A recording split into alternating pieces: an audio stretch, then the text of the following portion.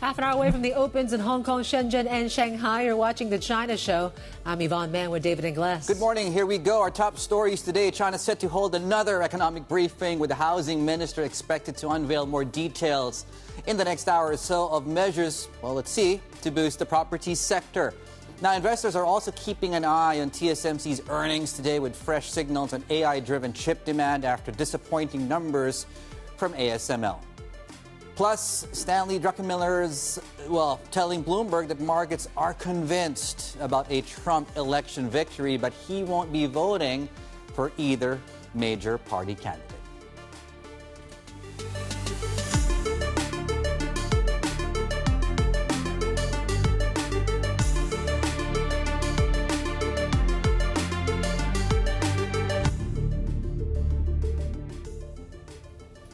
And as Dave mentioned, it is Mr. Ni Hong's day to shine in some ways as we count down to that housing briefing from China in just about an hour's time. So certainly that's going to be the key thing to watch, and whether we continue to see maybe a bit more revival in this equity market in China. We've seen 2 days of declines here today. But you take a look at what else we're watching out for. It's that dollar that has gained for 3 straight days now. We stabilized a bit in the Asia session. But all these, there's maybe chances of Trump winning that re-election seem to be rising here right now as well. Key to watch is the euro as well. You take a look at how we're trading. So we're still seeing some weakness in the euro leading up to that ECB meeting later on. Expected to cut. The pound as well, we're back below 130 levels after we saw that UK inflation print that did cool on all fronts as well. So bets of more cuts from the BOE are certainly rising as well. And dollar yen trading around 149 levels here this morning. We're watching very closely what happens with stocks, right? So overnight, it was really about that rotation out of the large caps in the U.S. to some of the small caps. That seems to be helping at least equities here in the region today. You're seeing upside about 1/3 of 1%. Futures in the U.S., though, are slightly in the negative territory here. Taipei, one to watch with TSMC set to report earnings later on today as well. And what we saw with that shock with ASML, is TSMC going to add to that shock or actually ease the concerns out there about what's going on in the chip sector? That's certainly going to be the key thing to watch in the next few hours or so as well. We're watching very closely that approach to the open. The Golden Dragon Index actually did pretty well, so snapped out of 2 days of declines. So maybe there's signs of hope here that we might get some signs of maybe more direction from the Ministry of Housing, the PBOC, the MOF, are all going to be there. So it's kind of an all-hands-on-deck sort of briefing. The 5th one we've seen, Dave, we were counting this morning since September, right? The approach to the open is looking like this. You take a look at the CSI 300. We narrowly missed that correction, right? Maybe we'll get there here today. We'll see. But futures are pointing more positively here this morning. Yeah, well, fingers crossed if you're a bull. You're a bear, rather, going into today.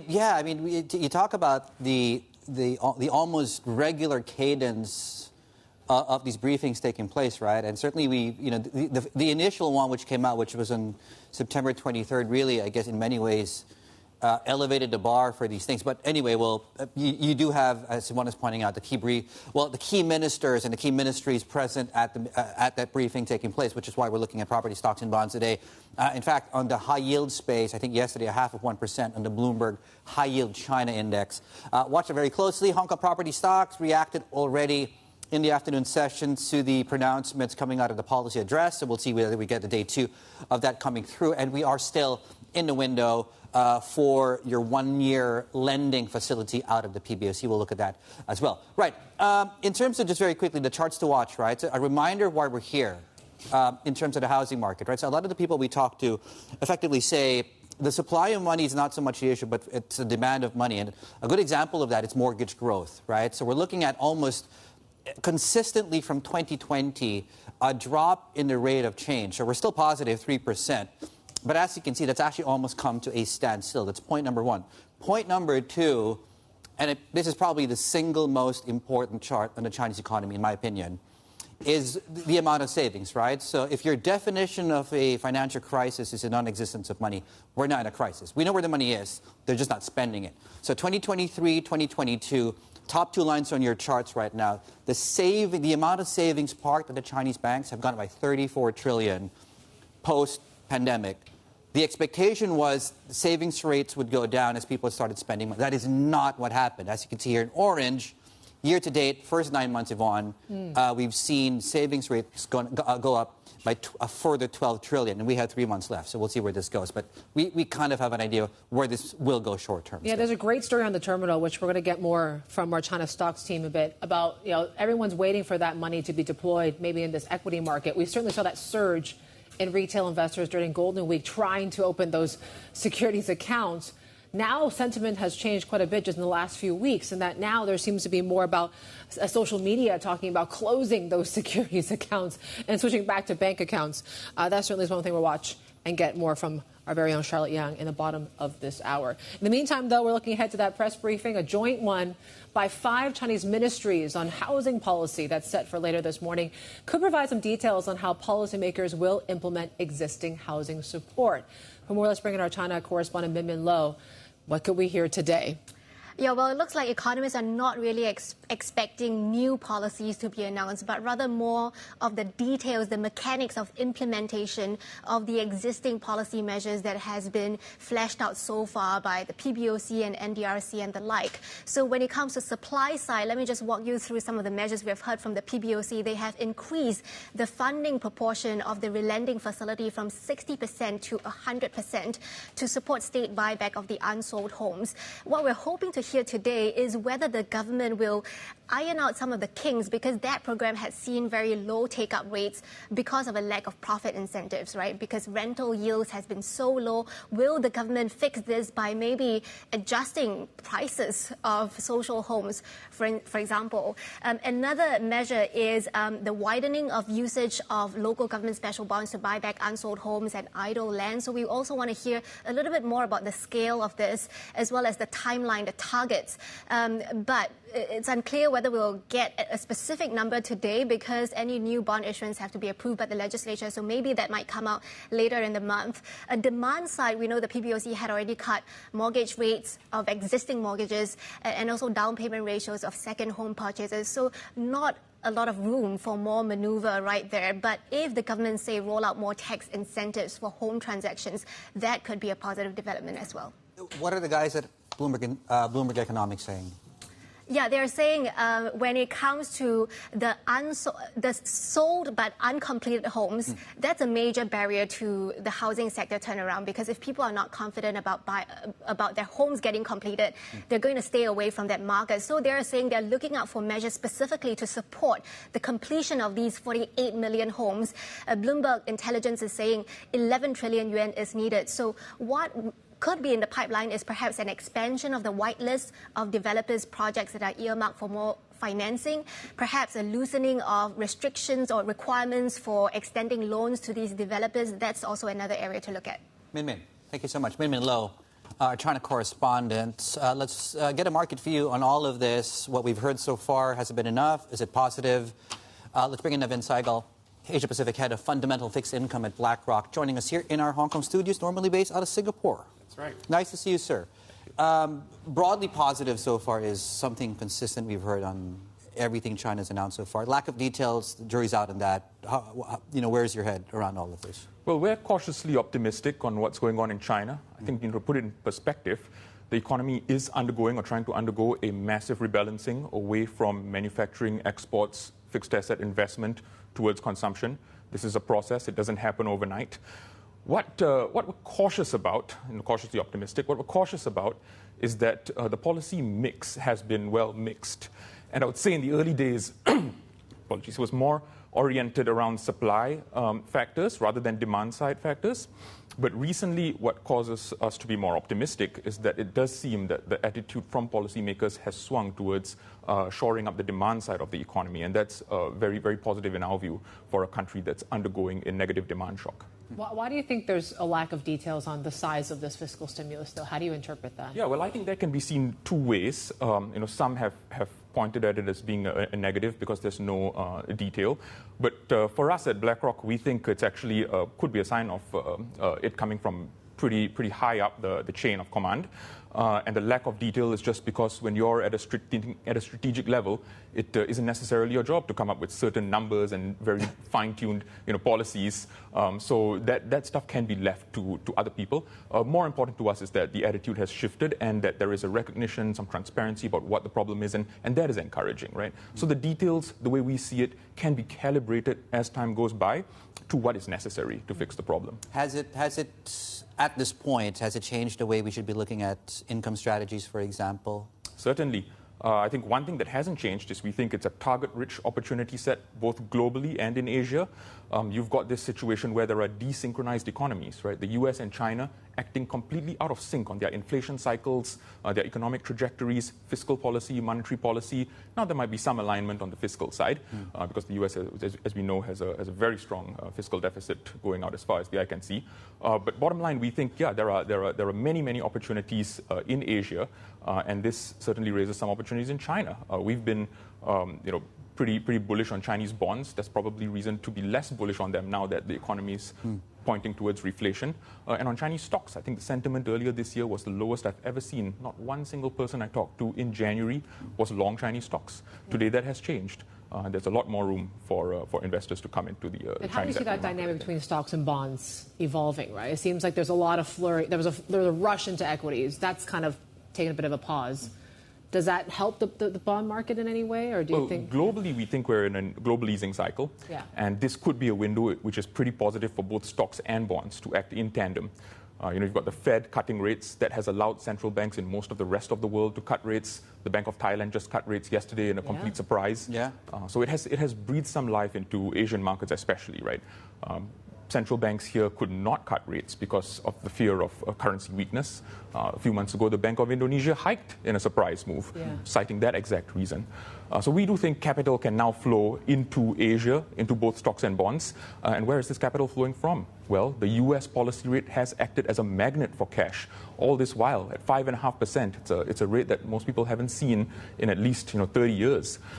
As that rate comes down, and it just came down 50 basis points last month, we think that stockpile of cash is going to start flowing into other assets. So we think it's a good time to be in both What if it stocks. doesn't fall as quickly as we thought as recently as 3 weeks ago? Because that thesis has been challenged somewhat recently. I think every basis point helps, but your point is entirely plausible that the U.S. economy is more resilient on the back of a 6 to 7% fiscal deficit. It's hard to recess an economy when the government is spending that much every year. But that could be a good thing because it's keeping global yields higher than what they might otherwise have been, and that's really good for income-seeking investors, right? We're able to lock in yields at about 6 to 7%. Taking on the risk-free component, the U.S. Treasury, which is at about 4%, and then you add on a little bit of spread in corporate debt, and this is global, right? In the U.S., you can create a 6 to 7% basket of yields. You can find that in India, Indonesia, so you don't have to be just in the West. It's a global phenomenon. You can create a global, diversified income basket, which doesn't have to take on a lot of duration risk. You can be pretty front-end oriented or belly of the curve oriented. How far does one need to go up the duration curve to get 6-7%? The 0 to 7 year part of the curve is just fine. And the point about that is that you're not really incentivized to go to the long end. With the curve so flat, global curve so flat, you can find some places where it's steep in Asia, but with the curve generally quite flat, you're not incentivized to go out the yield curve, or I might add, to go really far down the credit spectrum, because higher quality stuff is actually providing you a solid income stream. What do you see in terms of U.S. election risk? Are there sort of best ways to hedge it in terms of havens? Is it still the yen? We've thought about the election risks as much as anyone else has. And to be honest, we can't find that many investable conclusions according to differences between the parties. There are some, of course, many differences, but I'm not sure they result in investable conclusions. Rather, we'd like to focus on the similarities, the things that are going to stay the same. And one of the things that is going to stay the same, there's been a stark absence of talk about the fiscal deficit. So that part of the equation is staying the same. And we think, if you're talking about this kind of fiscal deficit persisting for some time, we don't think there's enough term premium in the long end of the U.S. yield curve, and probably most of global yield curves, to warrant taking a big position in the long end. That goes back to the point about the yield curve being flat enough that you can actually hold the belly of the yield curve, that 5 to 7 year part of the curve, generate a good income and be pretty secure in your income stream. What's the biggest risk right now to income strategies? If it was inflation for the last 3 years, what is it now? I think there is still some risk of inflation and growth being more resilient than it has been before, because the market is pricing quite an aggressive cutting cycle. So we always have to take this into account with what the market is pricing, right? We just saw the market reprice take out about 60 basis points of cuts from the Fed, and that created some tremors. Is it possible that by the end of next year we're actually at 4% rather than 340? I think it's plausible, and that would mean another 60 basis points would have to come out, right? But 4% is still a very good landing point for income-seeking investors, and it also just does mean another 100 bips of cuts. So that's pretty beneficial for Asian markets as well. Navin, it's great to have you here in Hong Kong. Navin Saigal there, head of fundamental fixed income Asia Pacific at BlackRock. Well, still ahead, Eastspring Investments tells us why they're leaning towards being underweight when it comes to stocks and really anticipating further growth deceleration and even that recession scare, which Nupur Gupta says maybe markets are not quite pricing in enough right now. They're underweight when it comes to equity markets. Ahead of that, though, we talked about TSMC, and certainly the ASML part of the conversation very much in focus there, with the CEO warning that the chip market's slow recovery will extend well into next year. An update on the semiconductor sentiment just ahead. Counting down to the open of trade, the Thursday session 14 minutes away in Shanghai, in Shenzhen, and here in Hong Kong. Good morning to all of you. You're watching The China Show.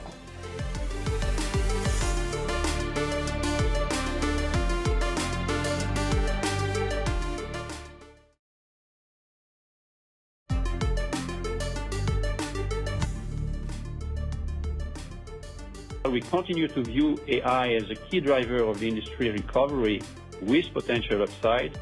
We see other segments recovering more slowly than anticipated.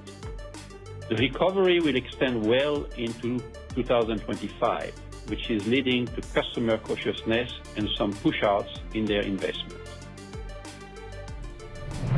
Yeah, there we go. Finally, some context there. We had the earnings release, the major market reaction, and then the context there coming out of the boss at ASML. Of course, the earnings came out unexpectedly earlier than usual. Annabelle, of course, is with us out of Sydney. We were talking about this, Bell, yesterday. This market reaction came ahead of the commentary. What else stood out to you, Bell?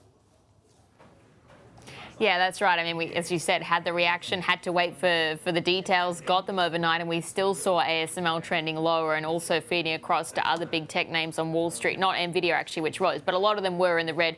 Today, you're sort of seeing a similar reaction with IT stocks so far. But the context here is that ASML basically is saying, yes, some parts of the market are doing well and others not so much. And that was basically what we knew already. AI chips are good.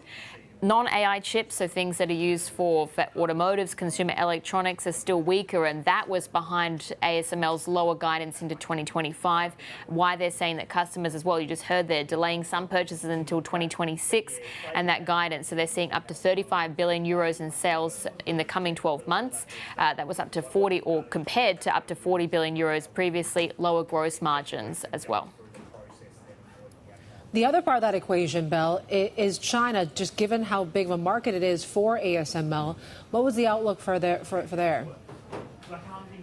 Yeah, this was really interesting. So over the past 5 quarters, China's been the biggest market for ASML. And even in the latest reading, it accounted for around 50% of sales. What the ASML CEO says, though, is going forward, China's going to be about 20% of sales going to that market in particular.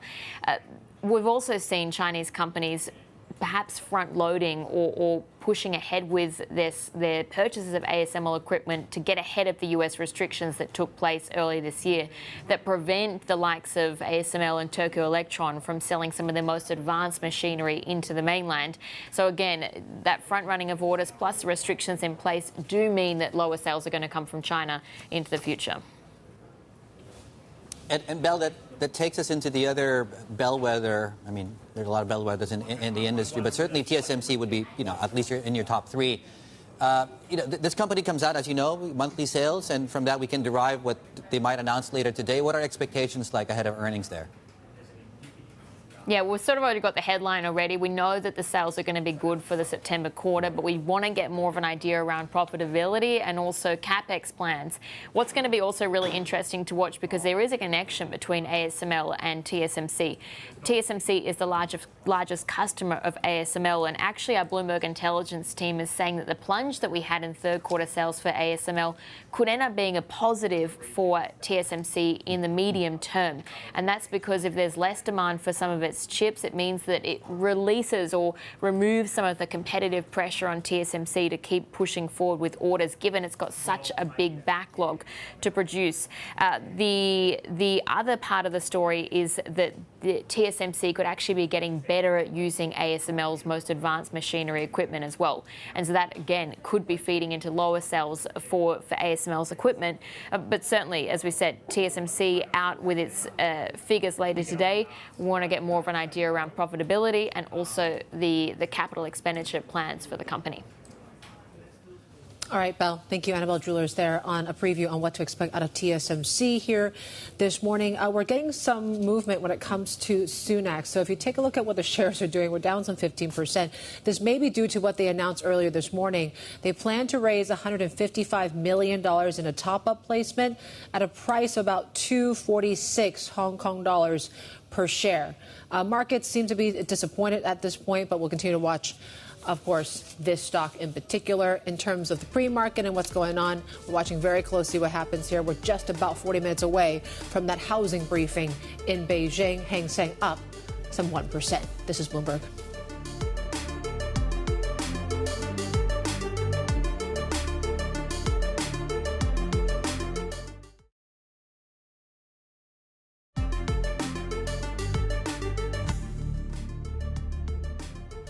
It's looking like a better than has been week so far. So we're looking to snap out of, I think, successive days of losses here in the Hang Seng. I think we're down 3 or up 1% in the pre-markets, although that's really not a big move of 185 given the wild swings we've seen of late. A50 futures are pushing higher 1.2%. Yeah, in terms of analyst actions, Morgan Stanley out with a pretty interesting note here. They are downgrading some of these consumer discretionary stocks here to underweight. So this is due to just the near-term uncertainty around the policy pivot in Beijing and U.S. election risk. So Laura Rang and Jonathan Garner, they're talking about adding Costco shipping, energy, transportation to their China-Hong Kong focus list, but removing Anta Sports. Meanwhile, China Resources, Sanzhou, that's been added as well, but Nara Technology, that has been removed. So it's basically due to the lack of details on this whole consumption-targeted stimulus, and really what the scale and the timing of these sort of measures is certainly what's leading to that downgrade here today. In terms of stocks to watch, of course, we're watching the property sector, laser focus to that here today, and whether we see any signs of support from Nihon and the Ministry of Housing, right? So that certainly is going to be the case. Bloomberg Economics still thinks it's not going to be new stimulus measures, though. Just could be more about a framework here today. But then again, you're hearing some of these state media, local papers saying they could unveil actions to boost the sector here, but you're still seeing the likes of Shermile Property down some 9%. We talked about Sunac just now with that top-up placement as well. Shares are plunging this morning, Dave. Yep, high yield chart on your screens. Property market down, high yield is up. This is Bloomberg.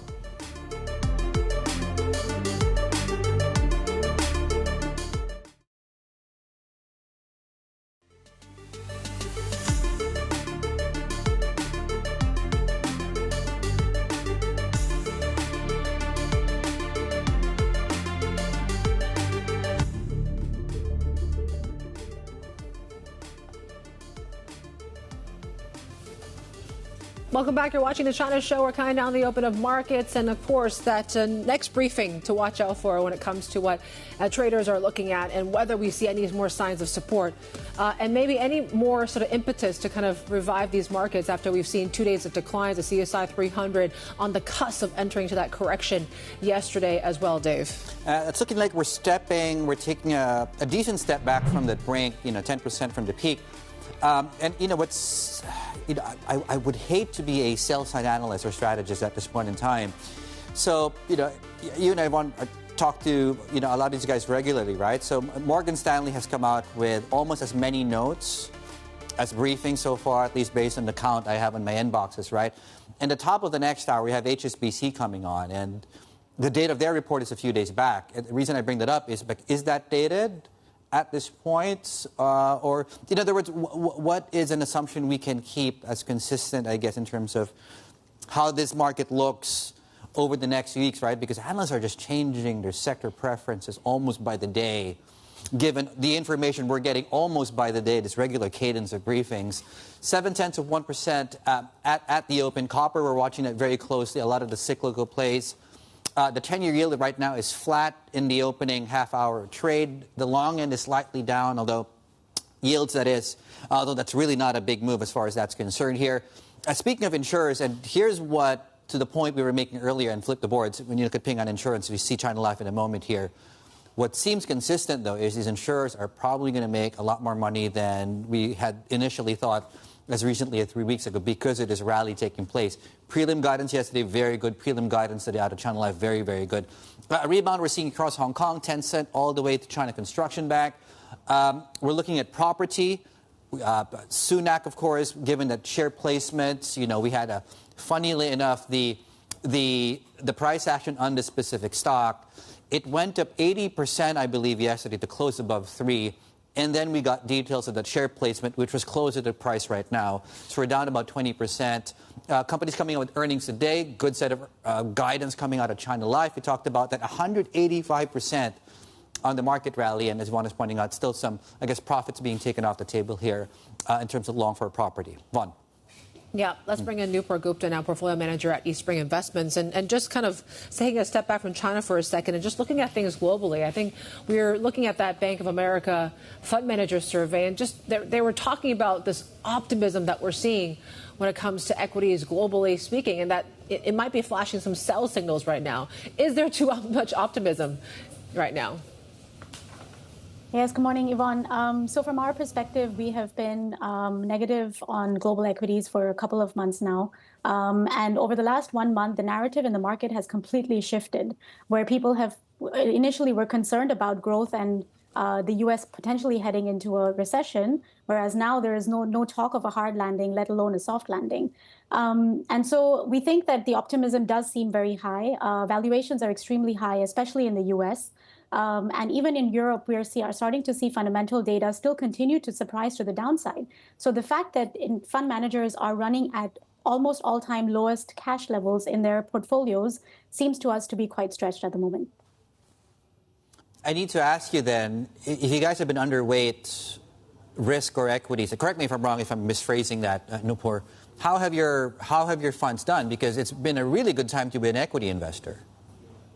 Yeah, so for multi-asset funds, of course, we have some carry and fixed income as well, which cushions us to some degree. Sure. And when I say we have been underweight global equities, it is also dependent on which sectors and which regions you're looking for. We have been more underweight in the European side than in the U.S. Large caps, which of course has been the key driver. But David, as you mentioned at the start of this show as well, it's so important to be nimble in these markets. We are starting to see, particularly in the U.S., that data is surprising to the upside. And so we need to be very nimble, especially when it comes to U.S. equities, on when we want to cut that underweight position.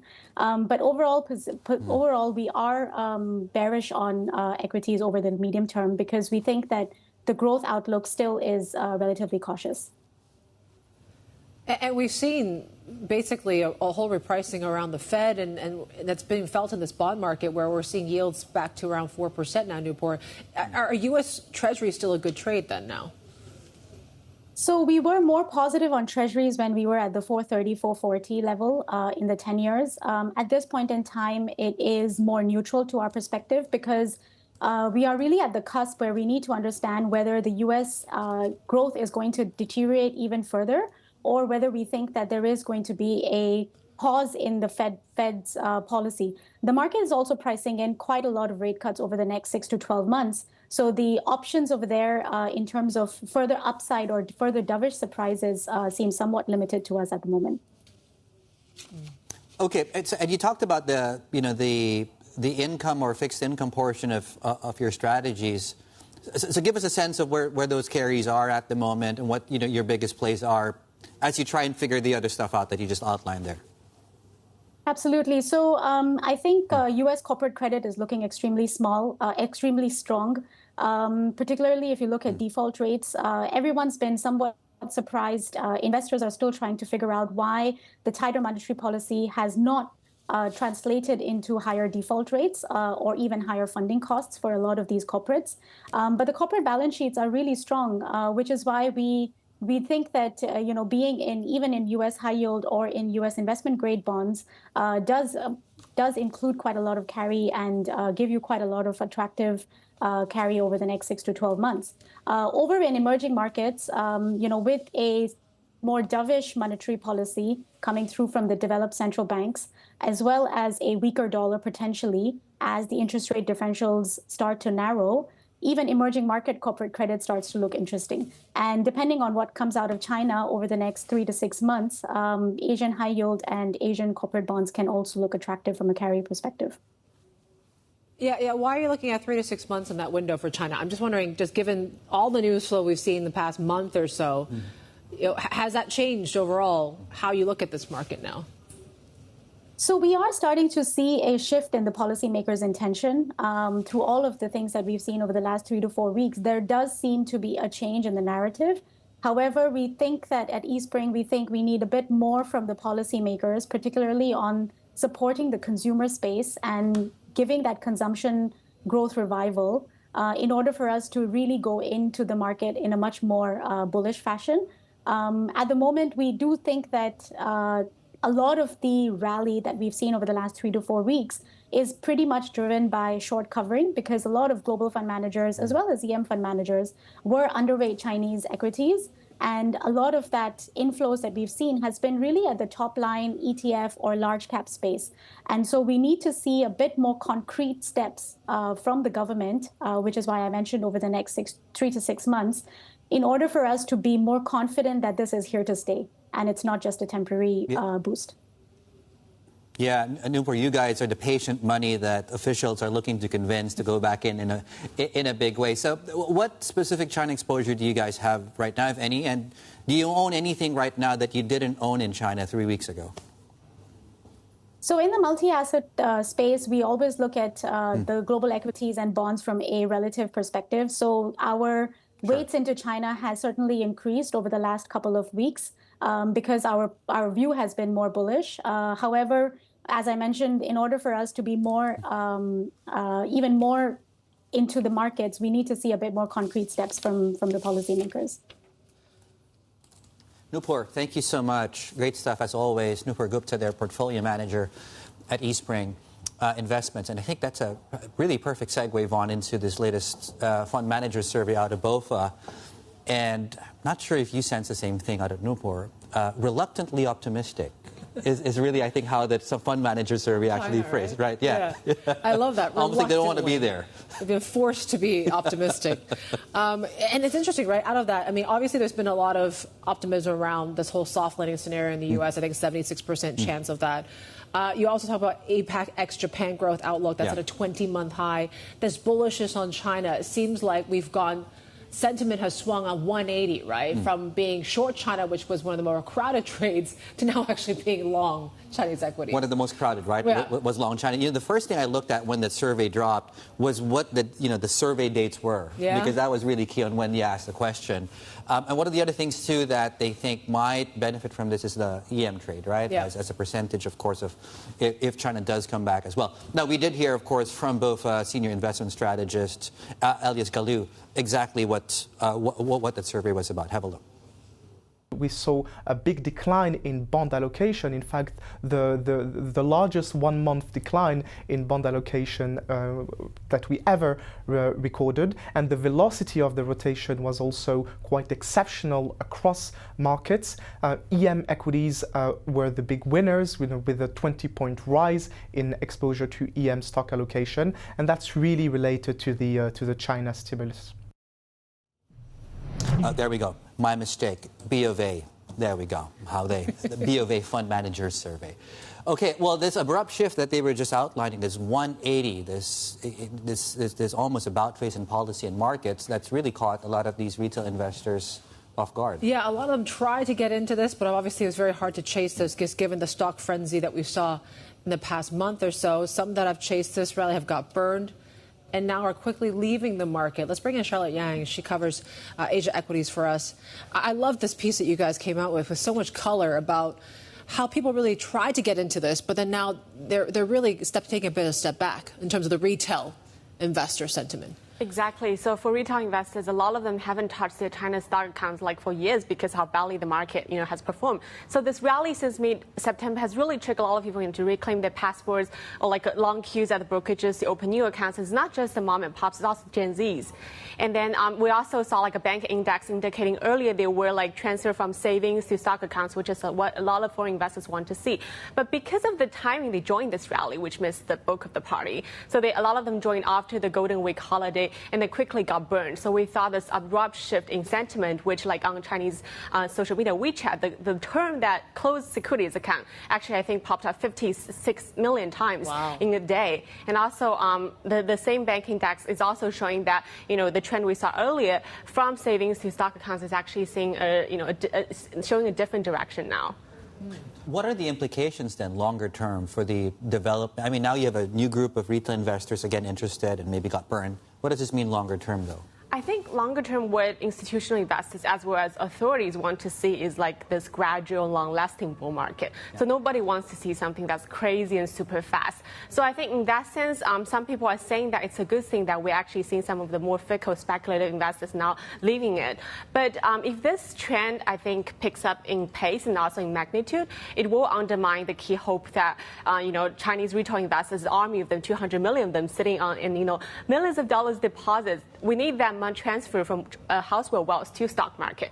That will be a very important force of, I think, fund flows for this market in the longer term. So, and also I think, because everybody's still observing how the stimulus measures will come out later. So I think it depends on if we think this rally will play for the longer term or it will be the retail investors getting burned. All right, Charlotte, thank you. Charlotte Yang there, Asia Equities reporter. Make sure to check out that piece. Just brings you kind of really the play-by-play of how this all unfolded for the retail investor psyche overall. You take a look at how markets are doing, and we're doing actually pretty well leading up to this press briefing from the Minister of Housing. So there you go. You're seeing MSCI China's up close to 2%. Hang Seng is punching above that 20,000, close to 670 level. HS Tech seems to be recovering here. The chips, you're hearing a little bit more, I guess, of recovery here when it comes to what we saw post ASML earnings. And of course, as we count down to TSMC later on today. Plenty more ahead. This is Bloomberg.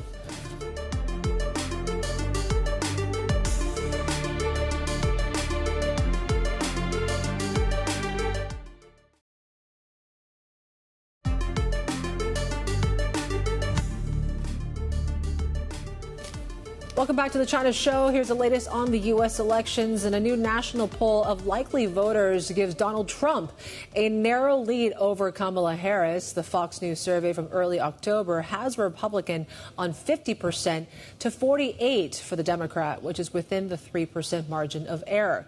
Now, separate Quinnipiac polling in swing states gives Trump a 7-point lead in Georgia and Harris a 2-point advantage in North Carolina. And the vice president, meanwhile, has vowed not to replicate the Biden administration if elected next month. The Democrat nominee appeared on Fox News seeking to deflect criticism over the administration's handling of the border crisis and her stance on transgender rights. It was her first formal interview with Fox as she works to broaden her appeal to conservative voters. Let me be very clear. My presidency will not be a continuation of Joe Biden's presidency.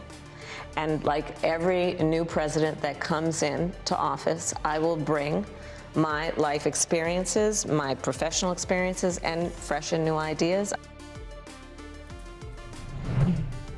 And we also heard from billionaire investor Stan Druckenmiller saying that markets are pricing in a Donald Trump victory ahead of next month's U.S. presidential election. But he told us exclusively that he won't be backing the Republican contender or his Democratic rival, Kamala Harris. I can't see myself voting for either one of them, so it really doesn't matter who concerns me more. And I certainly would never support either one of them. I just think they're actually unified on some things like industrial policy. Both of them think apparently the government should have a major role in allocating capital, which I find, frankly, Qianhai bizarre. When I think back 10 or 15 years, I'm a reader of Tom Friedman and quite a good writer, and he was constantly pointing out how the Chinese model was potentially superior to the U.S. model, talking about how nice their airports were and their roads and how they could target certain industries. Well, my long capitalist suspicions have been confirmed, and China's been, as we all know, a disaster with that model. But somehow, both parties, Republican and Democrats, have adopted industrial policy, kind of throwing free market Reagan capitalism to the side.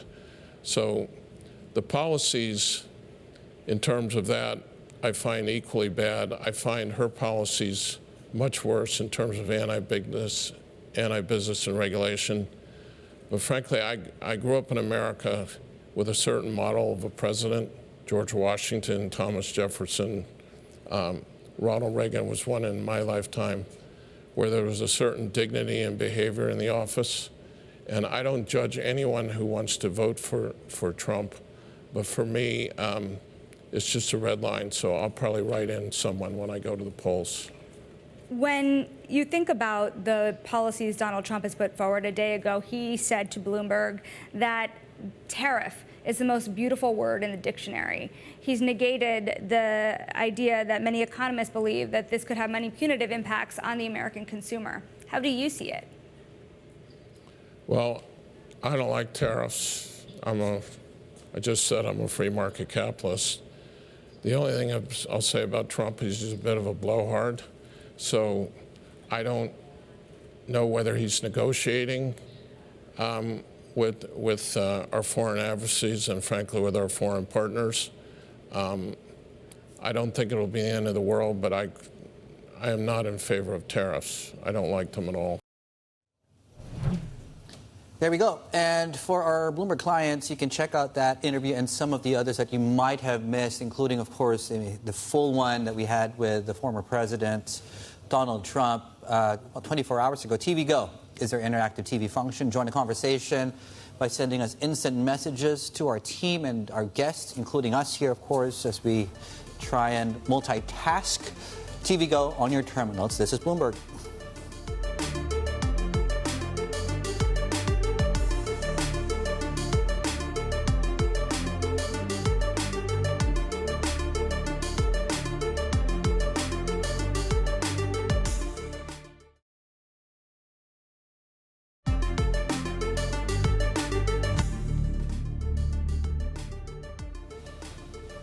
Welcome back to the China Show. Here are some of the big stories we're following from around the world.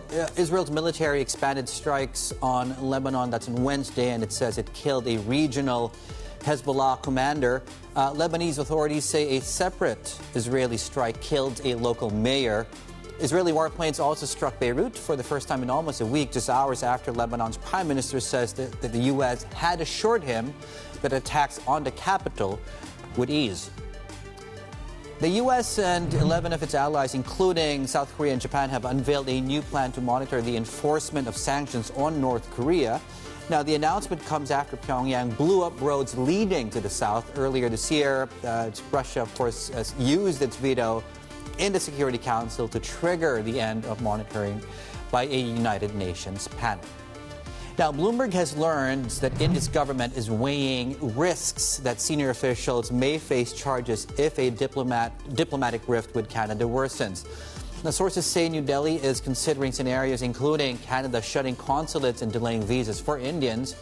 The dispute flared again this week after Prime Minister Justin Trudeau accused Indian diplomats of ties to criminal violence. All right, turning back to China now, of course, as we count down to the housing ministry briefing, we did speak to a whole array of guests of what they're expecting. And yesterday, Becky Liu from StanChart, head of China macro strategy, told us what we should really be watching out for. We believe they will give more details in terms of what they're able to do and what kind of resources will be available. Okay.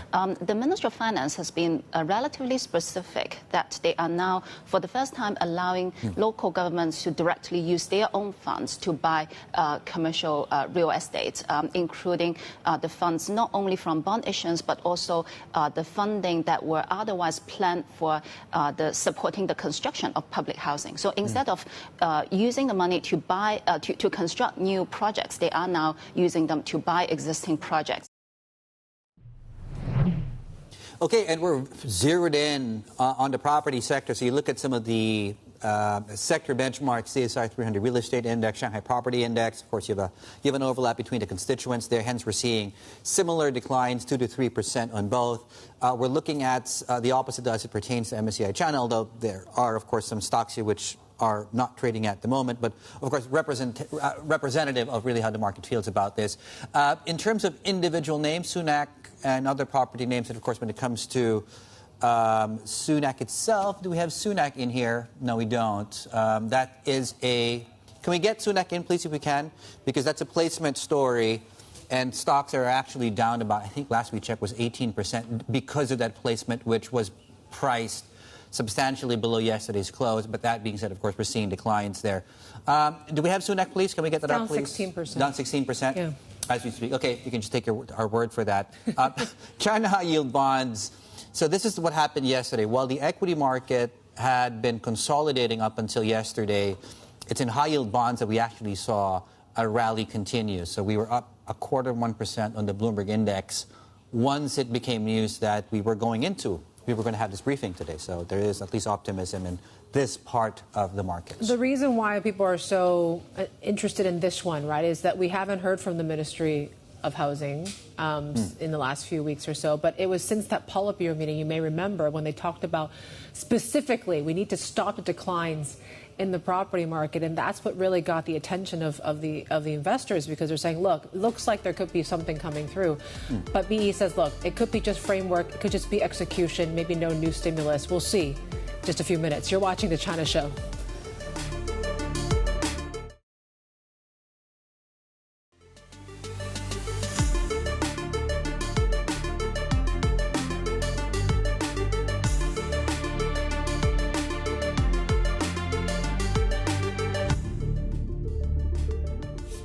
Welcome back to The China Show. Here's a look at the HSI half hour into the session here, and we continue to see we're around those session highs just a half hour into the trade there. So we're close to 2% gains. So it seems like we're coming into this housing briefing with quite a bit of optimism, maybe some hope that this might be that one missing piece that we're still looking for beyond just that magic number that we're seeing in fiscal stimulus. But how are they going to implement all the measures that we've seen so far to arrest declines that we're seeing in this housing market? So it is going to be all about Ni Hong this hour, Dave. And yeah, he'll be taking one of those 1, 2, 3, 4, 5, 6 seats you see that are currently unoccupied at the moment. So we should be starting at any minute now. But to Yvonne's point, right, so what we've heard so far from the briefings, and it's almost once every 3 or 4 days, is really bits and pieces of the property sector. So I think one was from the Politburo meeting where property prices need to stop falling.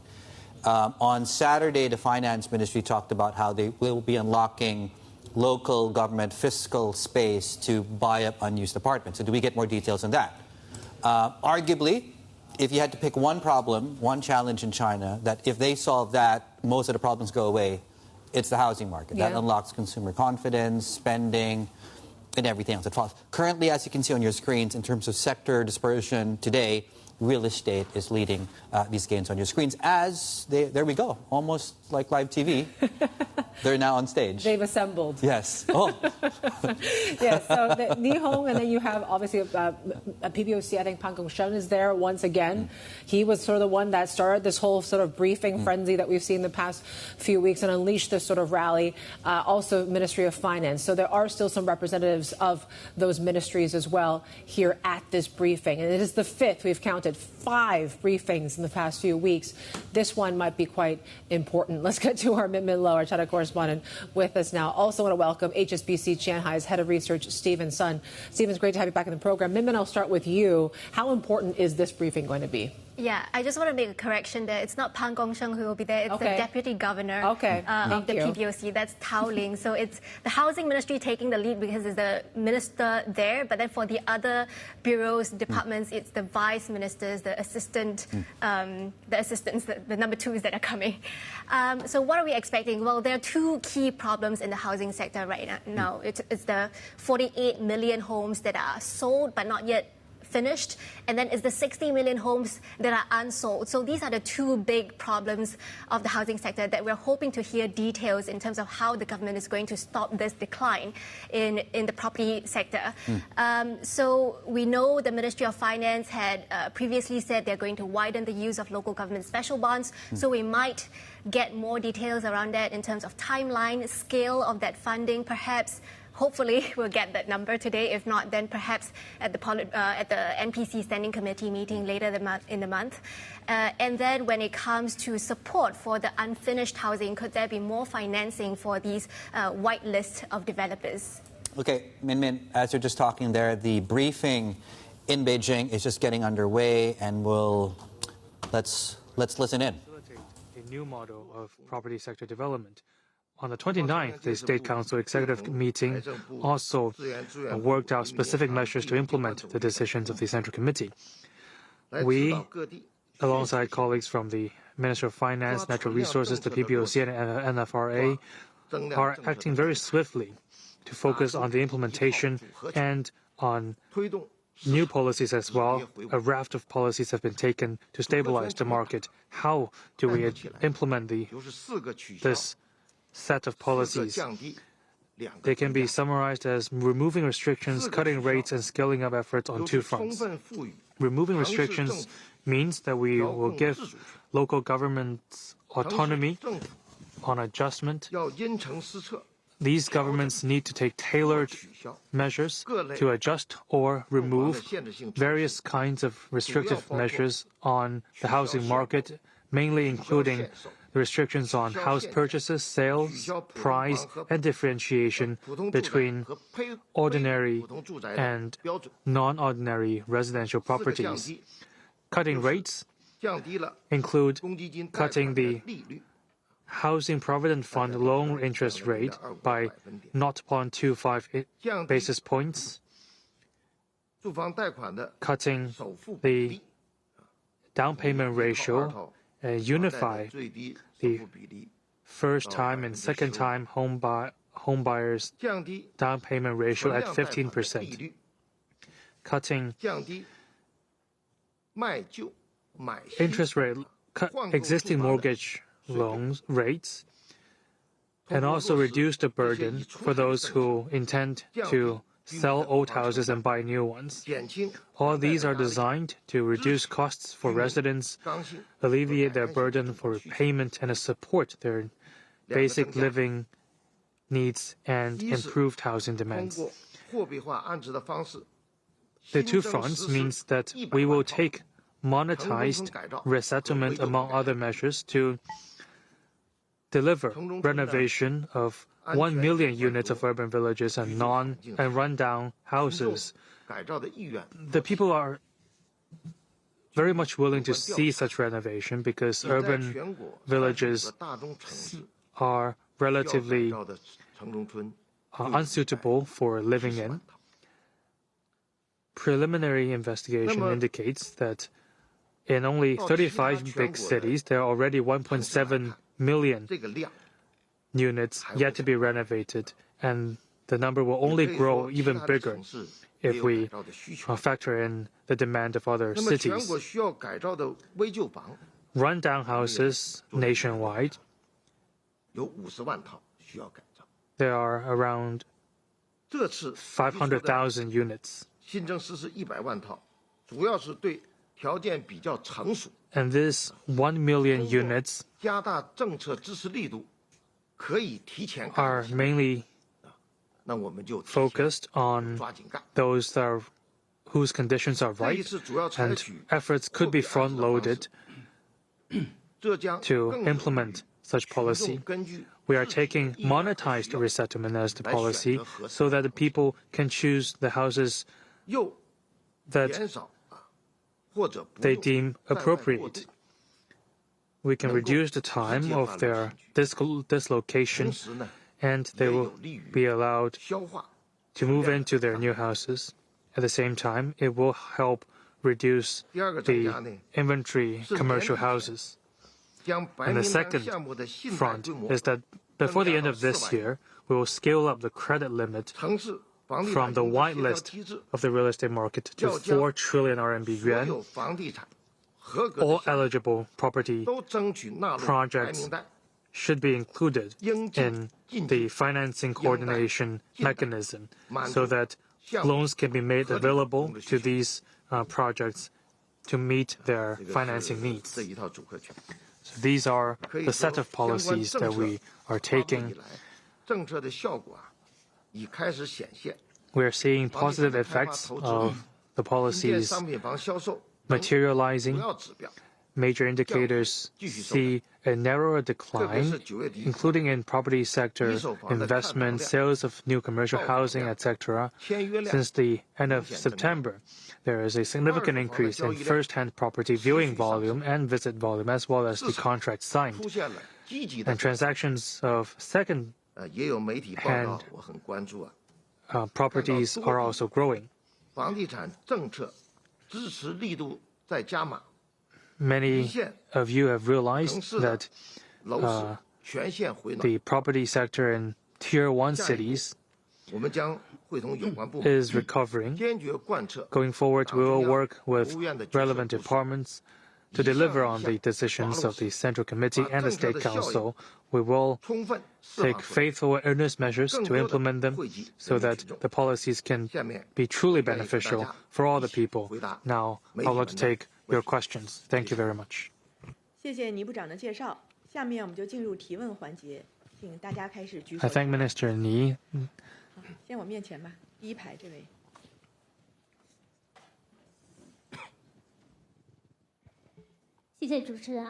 Thank you.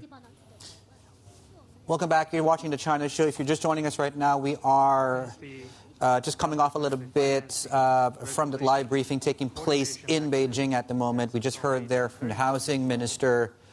Very brief so far. They're taking questions at the moment from reporters. So far, what's come out? Let me just recap some of these things.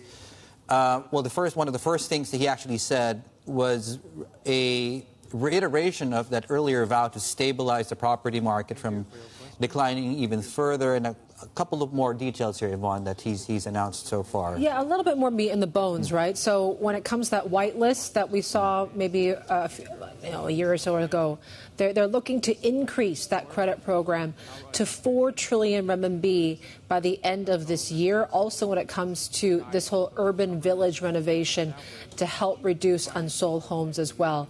But yes, they're aiming to renovate 1 million houses in these urban villages. That's what we're hearing so far. I don't know. I mean, would this be considered to be new stimulus? Maybe just marginally, I guess you could say. But certainly we're waiting to hear more on some of these questions and how he's going to answer them in the next few minutes or so. Let's bring in Stephen Sun. He's here. He's been sitting and listening to all this here right now. Your takeaways so far, sir? Well, thanks for having me, Yvonne. If we can take a step back, this is actually the third round of policy announcement since May.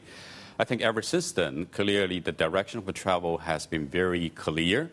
First and foremost, they want to stabilize property price. And I would say, the PBOC announcement on the 24th of September has achieved a bigger impact than the May round, property stimulus program. If you look at Centerline, second home asking price index, it has rebounded very sharply and at a bigger scale than what we have seen in May. And hopefully, with today's additional policy support, both from the supply side and also, demand side, I guess that's, what the further questions would be looking for, given so far the announcement has been focused on the supply side of things. I think it's been, what's the date today? October 17th. So it's almost been, let's say it's been 3 weeks since that initial PBOC briefing that kicked off this entire policy pivot. What has changed in your view definitively, and where is the jury still out? Okay, we have seen the green shoots, if you will, particularly in the secondary market, both in terms of transaction volume. It has been trending up very strongly. 2024 so far has shaping up to be stronger than all previous years. Together with that, the centerline Oscar price index for certain tier 1 cities like Shenzhen, where I am based, has surpassed 50, meaning that more people are asking for higher price than previously. So that's the initial sign of price stabilizing in the secondary market. Okay. And we wanted this to trickling down through to improve transaction volume in primary market as well. And following that, stabilization of primary market property price. And lastly, the new start, the property sector investment. This is how the fiscal stimulus announced on Saturday, together with the property-specific industry policy announced today, is going to drive a new credit cycle. And as a result of that, to support economic fundamentals. You've seen many of these sort of fiscal policies in the past, right? How does this one compare to what we've seen? And what impact do you think is going to have across markets' earnings in the next few months? Exactly. That's the market focus at the moment after the initial beta rally driven by strong liquidity support provided by PBOC. So focus now is on fiscal stimulus. Since 2008, China has done already 5 rounds of fiscal stimulus. The important thing is for the transmission mechanism to work, to drive that credit impulse. And when you have that, equity market tends to move very strongly, positively. In 2008, 2009, 2018, 19, 2020, 2021. So this time around, we think all the ingredients are coming together. Despite the fact that you're not seeing a magic number yet, and I would say the magic number may be late, but never absent. And then again, it's the direction of travel that matters more. We haven't heard a lot, though. I mean, to your point on the transmission effect, a lot of it has so far been still supply side. The rate of money, the cost of money, the amount of money. We haven't yet heard how this directly affects consumers on the ground. And I'm wondering, I could be wrong, have you seen anything different, for example? What makes you so confident that this is going to work? I certainly agree with you, right? The market is quite volatile because there's a widely divergent view on whether this, policy pivot could work or not. And so far, appears to be the missing ingredient is more on the demand side of things. And together with the MOVE press conference on Saturday, they're talking about how they could step up subsidy for college students, but stop short of rolling out a bigger program to stimulate consumption. For instance, the existing trade-in old for new program, the equipment renewal. And then again, we believe, that's still probable down the road. From now towards the end of the year, there's still a lot of events to watch. Standing committee meeting of the National People's Congress, and also the Central Economic Working Conference in December, up until the 2 sessions in March. I would say there's it's a long way that we could expect a lot of things to happen. Navin, chime in here. That line that we got about increasing that whitelist credit program to 4 trillion yuan by year end. How significant is that number? Yeah, I would say that is one of the things that stood out to me because I believe so far this year, as of August, it was reported that the financing to these whitelist projects had been at about 1.4 trillion yuan. So if they're upping that to 4 trillion, it's pretty significant.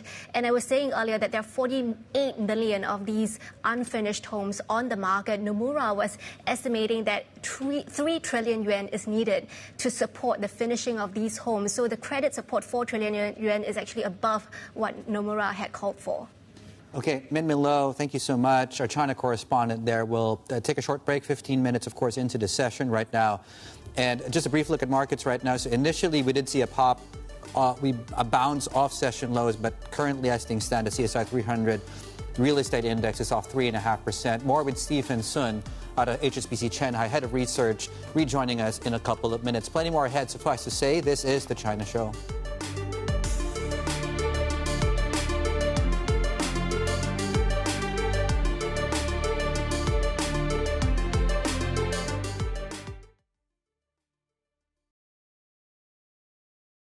Season is here. I think that this earnings season is going to be so important. Bloomberg is first to break the numbers. NVIDIA earnings now crossing the wire. Bank of America, the retailer Five Below. There is something for everybody. With the smartest insights. Weaker inflation is not great for earnings. I think the consumer's a bit more resilient. You've had earnings recessions flow through growth and then cyclicals and defensives. Earnings cycle continues on Wall Street. Continuing coverage on Bloomberg.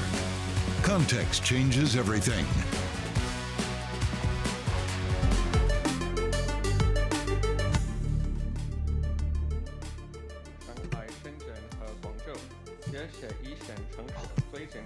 We have seen some first-tier cities have restricted limitations on buying houses, and some statistics show that there is a sharp increase in the... You're listening to this Beijing Housing Ministry briefing, and in the last about 19 minutes or so, nothing I would say is groundbreaking in terms of what we've heard from Ni Hong and his team on there on the podium. But then again, you're getting a little bit more details on how they are going to provide some support into this property market. So this whole whitelist credit program could be expanded to 4 trillion renminbi by year end. Also talking a little bit more about the impact that we've seen in already the stimulus measures that have been announced. They did mention about first-tier cities already seeing some improvement there, and that is certainly a positive sign from Ni Hong this morning. Still with us is Stephen Sun, head of research at HSBC Qianhai. You talked about what you're seeing in Shenzhen, where you live. Transaction volumes are coming back up in the secondary market and the like. What does that give you more confidence that we're going to see something that's more nationwide in terms of a property market reversal, or I guess reversal of the downtrend? When do you think things are going to bottom? Exactly. HSBC, our property analyst, Michelle, she has been fairly early on in May to calling the property bottom, calling for recovery. In our view, the tipping point, the defining moment was the fact that back then China decided to bail out China Vanke. That was really, the tipping point. And then we have got this, May and also September PBOC announcement and the current press conference. I think, given all this policy development, sufficient to say, we now expect the inflection point for the property sector as a whole to be a year earlier in 2025. How do we define that? What's the definition of a The most a important bottom? thing would still be price stabilization. Okay, and together with that, much quicker process of de-inventory. The country as a whole, we're still talking about over 20 months inventory in the property system. Okay. I'm just wondering, in terms of equity strategy moving forward, it looks like you're focused on a lot of the consumption side of things. Is property part of that equation right now, or do we still have to wait for that price stabilization first? Okay, so this is where, we still have uncertainty in terms of, the scale, the scope, and the timeline to implement the fiscal stimulus. And clearly, your investment should be adapted to, the details of the fiscal stimulus. But it's sufficient to say they're probably going to cover both investment side and also consumption side of things. And hence, we have a balanced portfolio to cover the early cycle recovery sectors, such as construction materials, construction machinery, constructors, chemicals. Those are more attached to investment. Right. And similarly, we also like consumption names, food and beverage, home appliance, furnitures, consumer electronics, medical equipment. Those could benefit from, the trickling down effect. When the local governments, they're getting more liquidity support, they can pay the civil servants, more. They can pay their contractors, both in the SOE and the private sectors, in a timely manner. So this is the trickling down. Yeah. Despite the fact so far, the stimulus has been highly focused on helping local governments with their debt swap.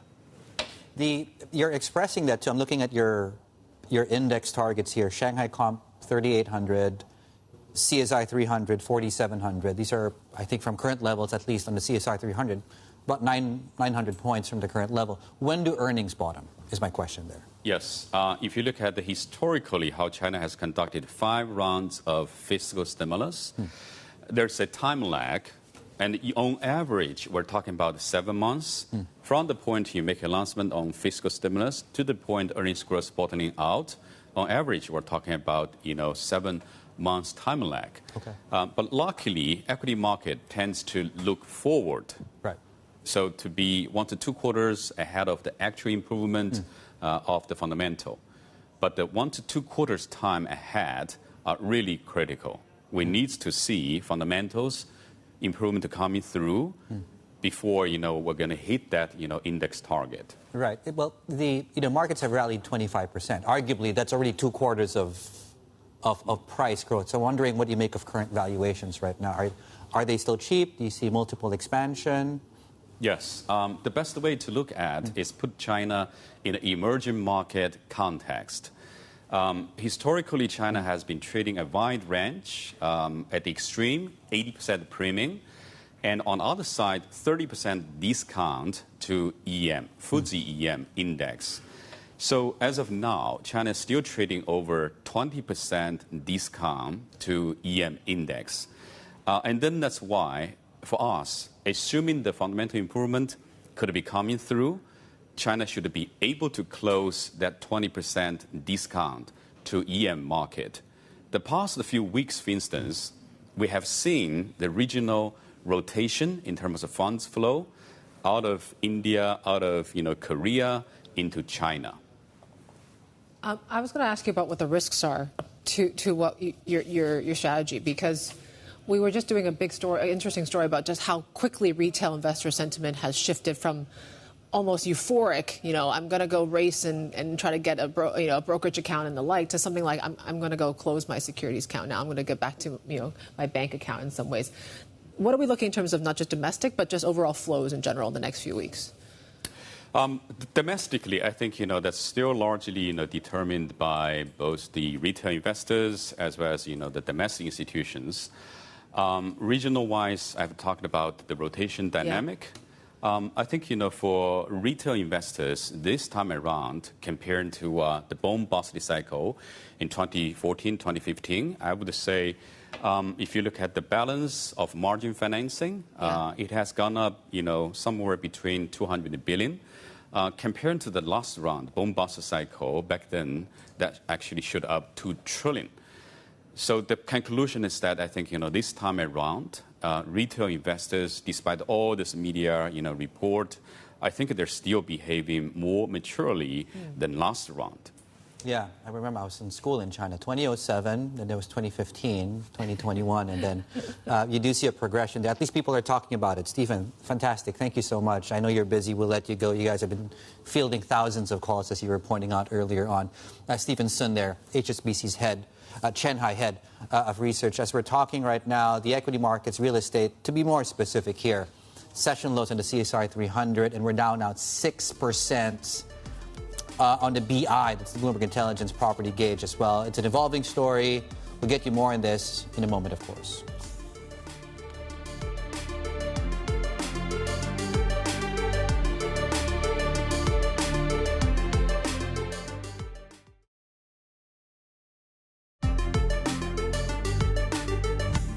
And are conducive to promoting the balance of supply and demand in the land market, easing the liquidity and debt pressure of local governments, and also increase the sources of affordable housing and improve people's welfare. In terms of specific... All right, we're just about half an hour mark here on this housing briefing that's happening in Beijing this morning. We did get some fresh details, right? So first signs of maybe new property support steps from this briefing. So this expansion of the credit program for housing projects, that's up to 4 trillion yuan now. Just to give you some comparison, that we mentioned back from the Vice Financial Regulator Chairman, loans for these whitelist projects stand at about 2.2 trillion yuan now. So by the end of that, we're talking about nearly double for 2024. So that certainly is something that is new that we haven't heard of. And what we also talked about in the last few minutes was what they're going to do with these sort of special issue bonds. So China also allowing these local governments to issue special bonds for renovations. We've heard it for buying unsold homes, Dave, but renovations is a new thing too. Yeah, I think you're right. Our guests have told us repeatedly, it's the direction of travel. Maybe we don't get a big number because they're adjusting as the situation merits. Yeah. And this expanded use of what they can use fundraising for, inventory, renovation. We now have numbers, by the way, on how many houses, to your point, Yvonne, need renovation nationwide. It's 1.7 million. Yep, so that's certainly one to watch here as well as we continue this press briefing here. Talking about 1 million homes in urban villages, that we mentioned as well. And really, so far, they have seen some improvement when it comes to some of these housing market measures. There has been an impact so far. If you take a look at first-tier cities, for example. So that always has been the assumption from policymakers that once we see improvement in the first-tier cities, maybe that can be something that can be spread nationwide as well. Let's bring in now our next guest, Lillian Lee, Vice President and Senior Credit Officer at Moody's Ratings. Lillian, I'm sure you've been listening to this briefing and the last few weeks. Anything that stood out to you so far in some of these new policies when it comes to the property sector? Yeah, thanks for having me here. Yes, I think what you've already mentioned, what is new, the 4 trillions, and also put all the developers on the white list. It's apparently expanded its policy support to the overall property market to help further ease the developers' liquidity issues and also to support demand. It's more like not only focus on supply side as those measures at the first beginning of this year, but it's more toward the demand side. I think that's a very clear signals of further stabilizing this market via the policy measures. And the second thing I would like to mention is not only on this press release by the Ministry of Housing, but also if we look at those policies coming from the central authorities starting from end of September, we've seen these policies coming from every angle. So monetary policies and fiscal policies followed, and property sectors specifically, and also those to support debt restructuring. So we could see that there's a better coordination and more like more than what we have seen in the past years. So that indicates that stabilizing this market as well as support growth are the top priority of the Chinese government right now. Lillian, I'm not sure if you heard our previous segment. We just had HSBC Qianhai on, and their assumption is they've taken forward their assumption of when the property market bottoms in China to next year. Would you agree with that view? Well, we currently forecast to this end of this year, the sales values to narrow its decline. It's narrowed already, a negative 20% this year. And then toward next year, we still forecast the sales to decline by around 10%. So we see that's narrowing down. That really depends on how we define stabilizing, or how do we define the bottom lines of this market. We don't really expect this market to come into a growth rate like it passed because of the slowing urbanizations, because of those slowing infrastructure, and also the property sectors is in deleveraging as the one of the objectives. So, but all having said that, we think that the sales will the decline will continue to narrow toward next year, and these policies are apparently helpful to address some of the credit issues in the developers. Yeah. Are you expecting any sort of anything else that could actually change the demand side of the equation in this property market? For example, I think a lot of people are asking whether authorities will actually drop all sort of restrictions in some of these top tier cities, or even some of these other, tier 2 or bigger cities as well. Is that something that you're, expecting in any way, or do you think that, what we're hearing so far is what we're going to get? Well, I think these policies are coming out step by step. That really depends on all the other measures, whether they could all buoy the overall growth. So if we see a stronger growth from other aspects to provide China a better growth outlook in the short term, next 12 months, we probably could see that this is a whole amount of policies on property sector. But if those risk downsides on the short-term growth to China's overall economies will continue, especially we're facing probably rising external risks that could provide more, put more downside risks to the growth, then the supports over the property sectors could be stronger. Yeah. Should I assume then that default rates have stabilized for this year or next, Lillian? We have already seen that the default rates are actually, this default situation is getting slightly better than the past 12 months. We've already seen that those defaults they already happened. The default risk or credit stress risks in this market already has been very evident in the past 12 months. So, in going forward, these situations could release the liquidity and credit risk in the overall market and the property developers. Can I ask you specifically, Lillian, credit risk, but on the local government side, whether that's the local governments themselves, or if, and it's a big if some of the local government financing vehicles start issuing more bonds, do you think the credit risk there has come down also substantially? Question mark. Yeah, that's a very good question. As part of this overall stimulus to address the debt restructuring, debt consolidation at local government or LGFV side is a very important element. And so far, we think that the debt swap program exemptions is significant in restructuring the local government debt. That helps to alleviate the fiscal strength in some of these governments, and that already bring down the debt cost for the overall RRGs as well as some of the local government financing vehicles that also could help to mitigate the regional disparities between across regions.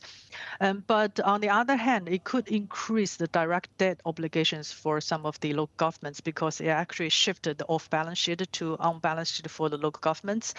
And so far, we still foresee that there will be a revenue shortfall for the local governments overall, if the current pace of revenue growth will continue for the next in the short term. For LGFVs, we do see improving liquidities for them. Their credit spreads already reduced, and the overall interest rate on their debt burdens already reduced as well.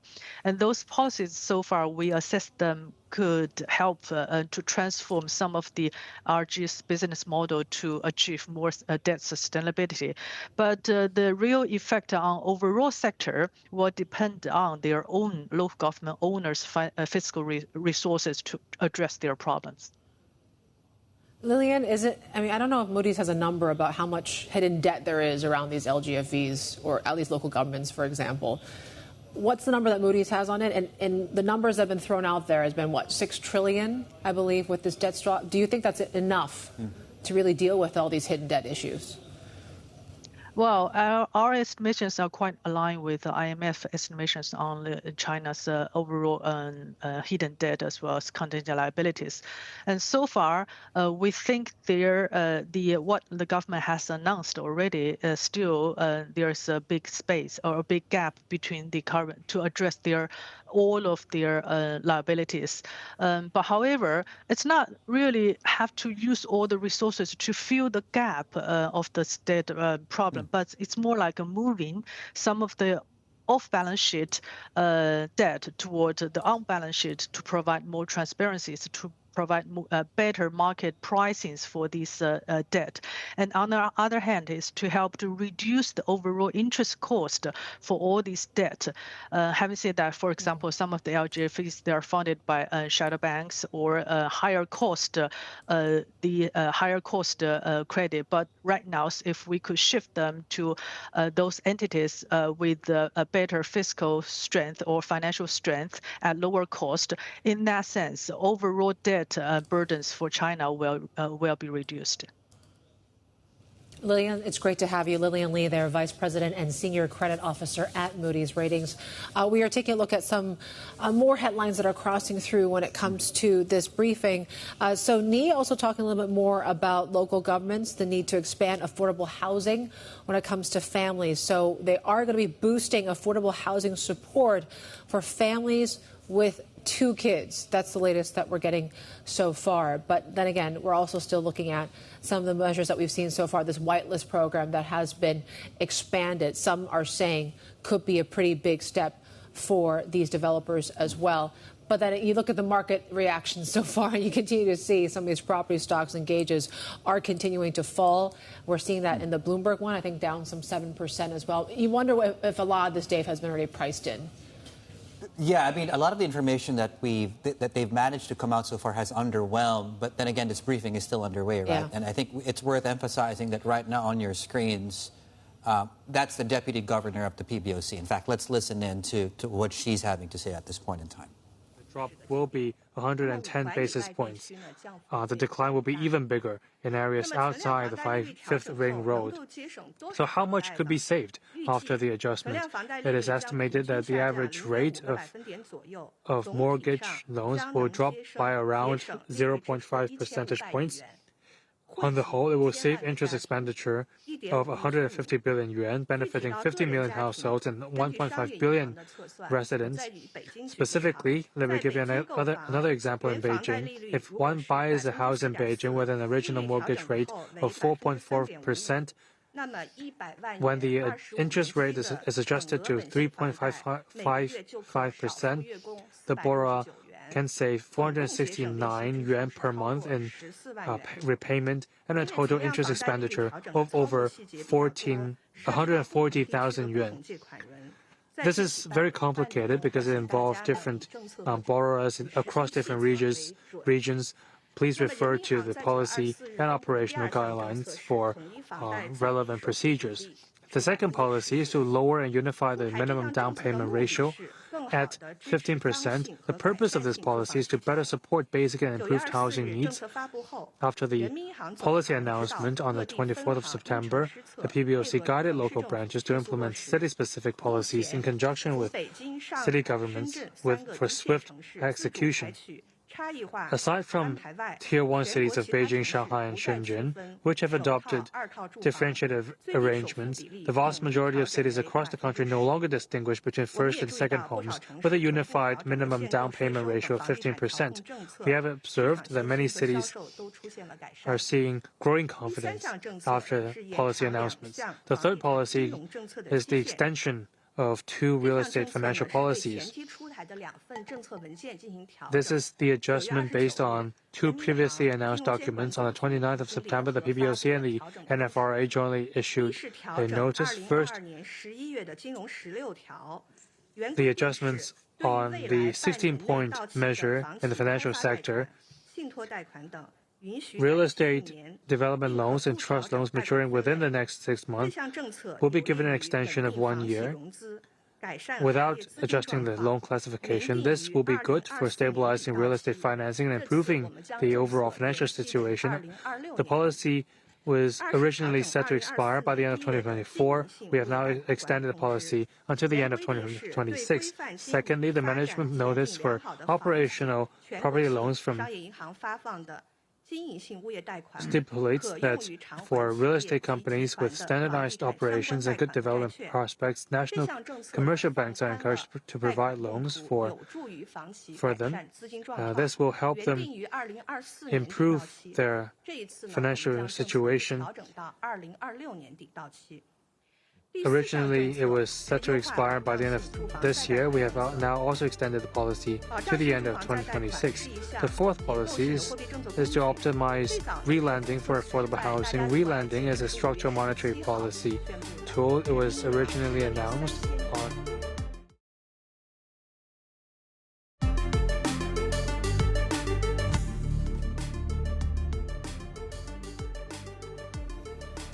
Welcome back. You're watching the China Show. On your left is the PBOC Deputy Governor and his live briefing taking place still in Beijing. On your right is market reaction, which based on simply today's pricing, and we're now down 8% on the Bloomberg Intelligence China Developers Index, suggests that so far what's been said these last 45 minutes has underwhelmed. Yeah, underwhelmed. Maybe investors are not quite buying it just yet. I think if you look at the T-Live commentary from our team, it seems like some things that are missing is that maybe investors were looking for maybe an actual number, right? The amount of money that some of these local governments will spend on when it comes to purchasing unsold homes, when it comes to redeveloping some of these old buildings as well. Let's bring in our China correspondent, Min Lo, on what we've heard so far.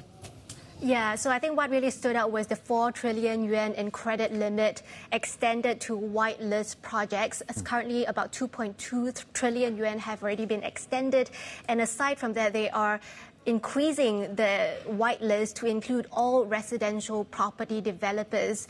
Now, the number sounds quite big, but Nomura had been calling for additional 3 trillion yuan to support these 48 million unfinished homes. So this is falling a little bit short of expectations, and also the risk here about including all all residential property projects on the whitelist is that banks then may have the risk of taking on more bad debt, and then that could kind of affect them down the road, or officials may be taken to task for souring loans as well. So this is a concern. The other big thing is the renovation of at least 1 million homes in urban villages. This is quite reminiscent of that Shantytown redevelopment project in 2015 to 2018. It's really a plan to expand construction and investment. It could potentially be quite effective here, but it really depends on the scale of that.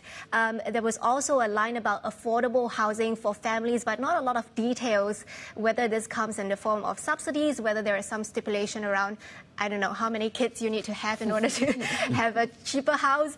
Yeah, but it looks like, yes, investors, traders are not quite impressed with the measures so far.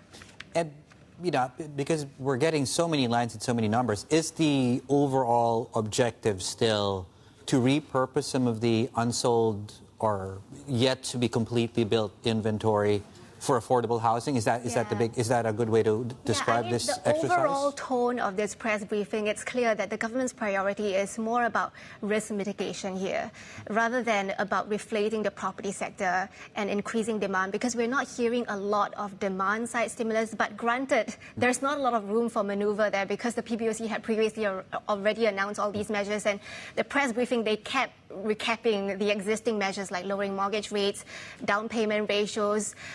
So there's not that much that they can do. There was a question asked about whether they will reduce home buying curbs in the big cities, but then Minister Ni Hao was sidestepping that question. He simply went back to recapping again some of the measures that had already been taken by some of these big cities. So, yeah, I guess that is the part that really disappointed investors, the lack of specific measures to boost demand-side confidence. Yeah, it's interesting, too. We were talking to HSBC's Stephen Sun about what he thought was going to be when things are going to bottom for the property market. He mentioned things have been pushed early a little bit for them in terms of their forecast to maybe next year versus 2026. Is that the sense that you're getting from people that you talk to about when things can actually start bottoming? Well, I think the pace of that housing decline, definitely it's going to speed up a little bit given the measures that we're hearing, and also given the very clear directive from the Politburo that they want to stop that decline, right? So I think, again, it depends on implementation, but also if you look at the structural, the fundamental issues, a part of this housing bubble, housing sector deflation is also because of the demographic drag, right? People are having less kids, and then urbanization rate is declining as well. That reduces the demand for housing effectively. But yes, and it's also part of this broader plan for the government to rebalance the economy away from the property sector to other higher advanced manufacturing sectors as well. Yeah. Min, thank you so much. Min Lo, our China correspondent. More lines coming through here out of this ongoing briefing. China is considering special lending to help purchase land that is not currently being used.